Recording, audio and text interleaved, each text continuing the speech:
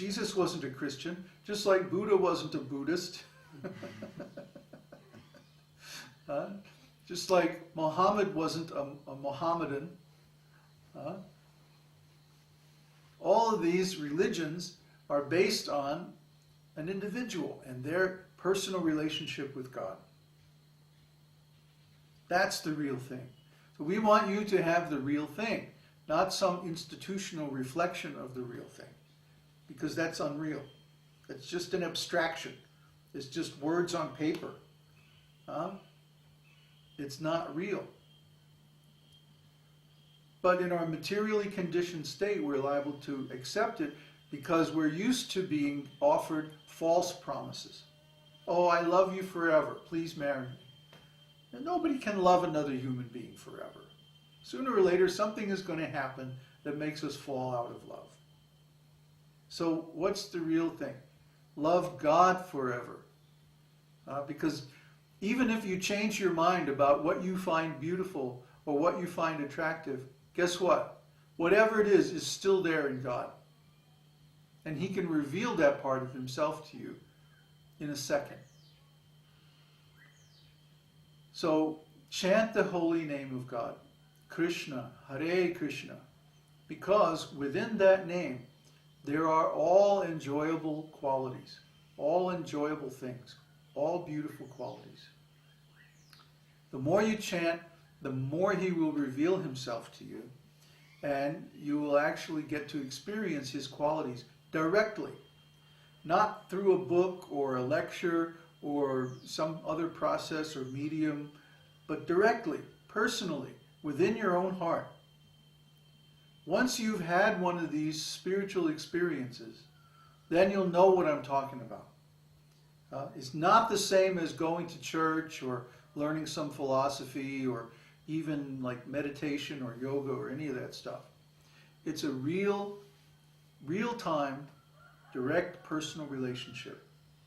So please take advantage of this process, and you will find everything we're talking about is true. I haven't cheated you because I have nothing to gain by it. You simply follow this process and you will get a gain that's beyond anything that you can imagine. That's our promise. So, we're almost out of tape. So anybody who has a question, please write it in the chat box, and then we'll respond after we change the tape. After this break for station identification, KRSNA, the duality station. Okay, do we have any questions? Yes, Neville has a question. Ah, good old Neville. Babaji, when we speak of God responding according to how we approach Him, how accurate is it to say that every person's conception of God is a function of his or her consciousness? So some people will say that God is whatever you think He is, and there is some truth to that, because Krishna will respond in an impersonal way if we think of Him as impersonal, right? But that is a relative view. There is an absolute conception of God, so, right? That's the question? That's the question. Yes. Thank you, Comedian. Well, you answered your own question. People who want to think of God in a relative way, they get the booby prize. They get religion, or they get element or something else. There's a philosophy, it's even a Vedic philosophy, by Jaimini. Jaimini is one of the disciples of Parashara Muni, and he was a contemporary of Deva. And Jaimini developed a Vedic philosophy, it's based on the Vedas, called Karma Mimamsa.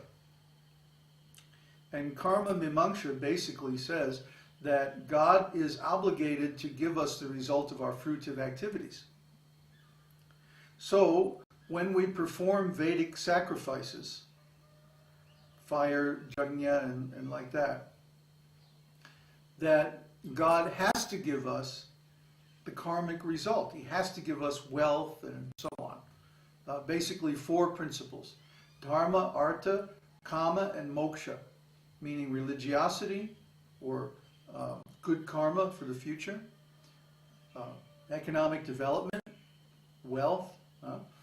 Kama means sense gratification, and moksha means ultimate liberation from material existence. However, if we read the Vedas deeply, we have two things happen. One, if we perform fruitive activities, and fruitive activities include Vedic sacrifices, such as Agnihotra and temple worship, and even chanting the holy name. If we perform these sacrifices for our own benefit, thinking, oh, I'll get so much advancement in life by doing this, then we get that advancement. We get dharma, artha, kama, and moksha, but we don't get actual devotion or love of God. But if we perform those same sacrifices with the motivation to please God so that we're released from this material existence and get to be with Him, then guess what? The result or the product of those sacrifices will be devotional service of God. You see, it's all in the motivation. It's all in the attitude. It's all in how we approach God. It's qualitative, not quantitative. So when we approach God for some selfish purpose, we may get our purpose, but we don't get Him.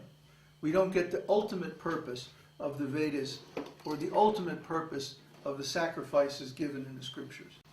We get some secondary purpose, some secondary result.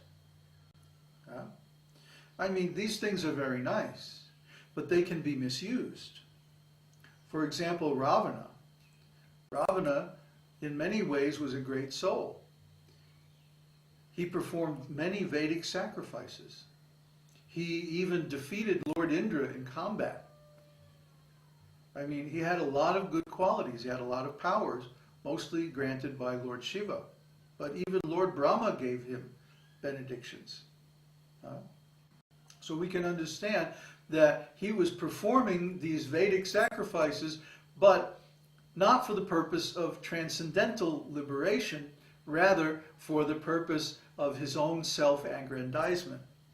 Give me more power, give me more wealth, like that. And he got those things, but he was ultimately defeated by Lord Rama, the Supreme Personality of Godhead himself.